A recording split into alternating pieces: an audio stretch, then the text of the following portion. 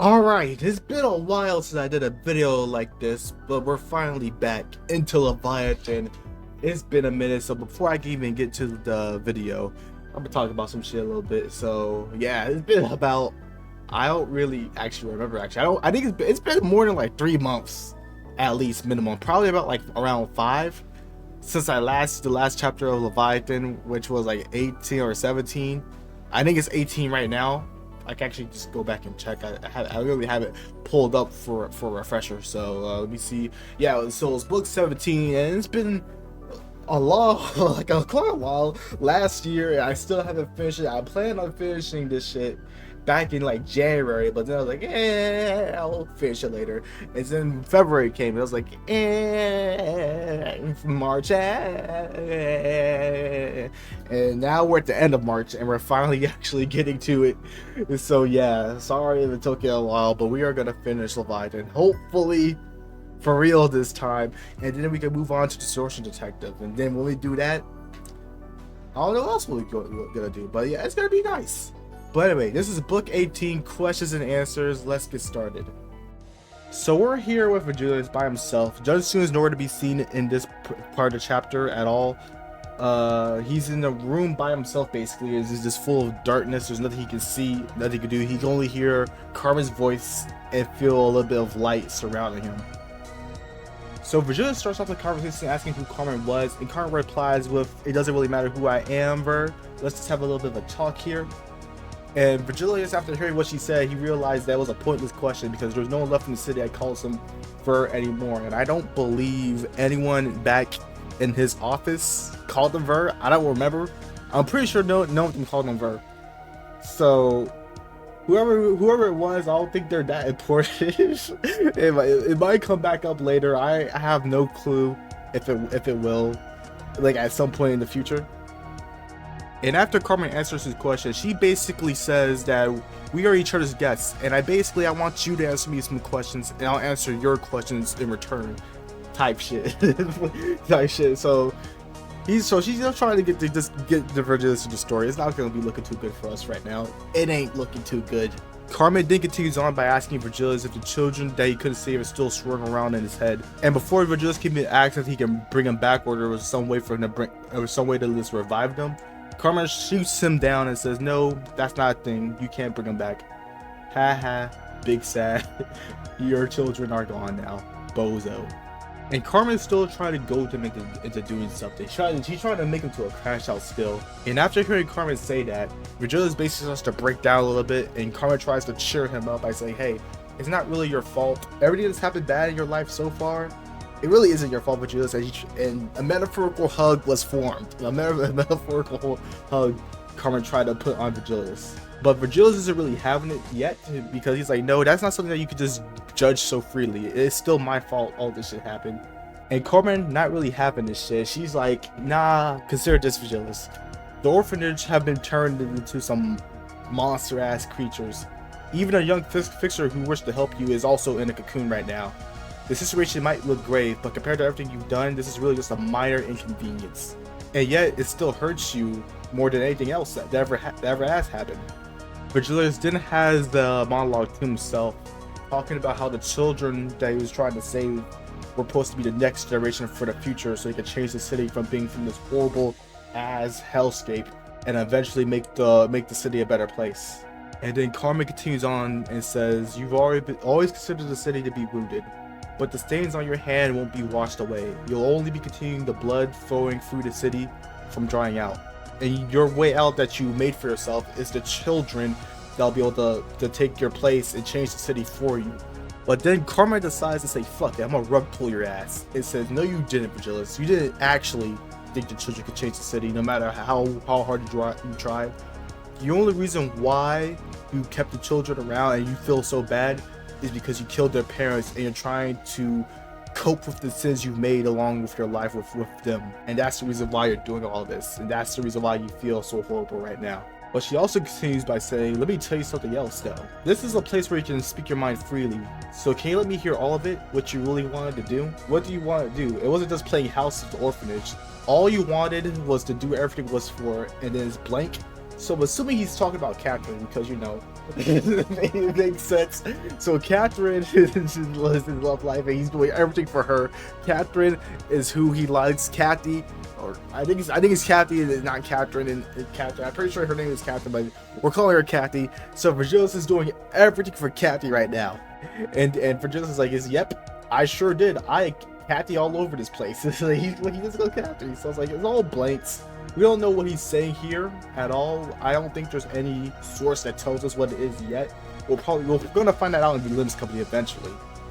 But yeah, it's just all blanks. And then they start to talk about the city of how sturdy it is, how hard it is to try to change it and get rid of all the bloodshed that's been happening and going on. And even if it was buried, they can't. It'll never lose anything. They'll just keep being there. And more blanks. So a lot of blank shit happening. And I believe there is more that pops up later in the chapter, but just a whole bunch of blanks that we don't know about as of right now. Carmen then continues the conversation again, saying it must have been so difficult and loathsome and so tiresome to have such a lofty dream. But you don't have to hide anymore, because everyone can create themselves a world that they can consider right. A world only for your eyes to see. That's exactly why I'm trying to help with everyone to get for their own path, so they can get to what they want to see. And Carmen is basically saying, yep, I'm gonna make you destroy it, baby. I'm gonna make you destroy it, let's make it happen. Let's see what kind of monster you create, let's see that crash out. And Vergilius is still on guard, so he's not denying the possibility, but he's still on guard, wondering what Carmen is trying to do for him or trying to help him achieve. And as Carmen is explaining what basically what a distortion is to Vergilius wants her to expand on it more, and she explains that child over there, when she's talking about Garnet, he turned into an egg and he's about to become something blank, which I'm assuming means your distortion, because that's what she's basically implying. I think I have the text ready, and hopefully I have the text up for y'all when the video's out, but you have to separate. You have to burrow inside to your own egg and separate and establish your own something, which I'm assuming it is distortion. We don't know what it is, and I'm pretty sure we're probably never gonna get the answer to these questions. So we just gotta fill in the blanks ourselves. She then explains that once you're inside the egg, you can either break out of the egg or you can be seized by sin and get turned into something else completely, which I'm pretty sure she's talking about the particular, or like the envy, like the whatever the fucking ranks they call them, the inverte, whatever shit. And Vergilius asks if that was different from distorting, and she replies that Junsoon is certainly a distortion, so we actually get the confirmation here that Junsoon is a distortion, which we already knew. He was a dinosaur fucking man. He was a dinosaur wizard, so he had to been a distortion. And then she says he became a distortion, but the children, they became reflections of their sins, so they failed to distort and just became the particular that he just cut down. Basically, this part of the conversation, they're basically explaining what particulars are, but we already know that from Limbs coming out. Now that we're pretty much advanced into it, we got the 7.5 Canto, the LCB checkup. We pretty much know what the sins for the particular are, and what they represent. In fullness, well, not fullness, probably a hidden more, probably like a little bit more hidden lore about them. But we basically know a lot about them, and this is basically what this was explaining. But this eventually leads to Vergilius asking, how do you know all this information? And then confronts her by asking if she was the one that actually made this phenomenon happen. Are you responsible for all the distortions? And Carmen then replies saying, yes, I am actually one behind all the distortions. Yep, that is me. But I'm also here as a friend to help you make your own color bloom. And then Carmen starts the monologue, and we get a little bit of insight into her head to see what she's actually thinking. She thinks people are trying to seek out love, and it isn't love for another person, it's just love for themselves. And I quote, because in the end, the only person who can completely understand who they are themselves. They cannot truly comprehend the love of a person who isn't themselves, and therefore loving oneself is one's final destination. So that's basically Carmen's philosophy right now. So she loves herself so much that she wants to make other people love themselves, I guess. I don't really understand the thought process it's not a bad thing, but like the way she does it is very bad. I don't understand the thought process on how distorting is loving yourself the right way. I think it seems very unhealthy if you look at the pianist. I'm just saying. Now this is where Vergilius starts to get his main character status back in Leviathan. He took it away from Garnet. Garnet is no longer here. But he basically asks if you're trying to say that he should disregard everyone else except himself. And Carmen responds to a yes, but he's like, if I do love myself only, I'm sure I'd be pretty satisfied and I wouldn't need anything else. But that'd be shallow as fuck. It'd be shallow as fuck. Only a momentary pleasure. Even if I try to paint the world to the brim like that, the distortions will fill with dots.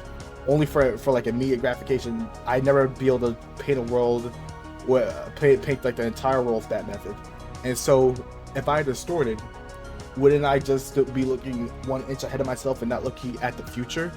And Carmen replies of, yep, it could be, but still, that interpretation is your idea and color, is it not? As for me, my own color and other colors as well, I simply afford them of one more path.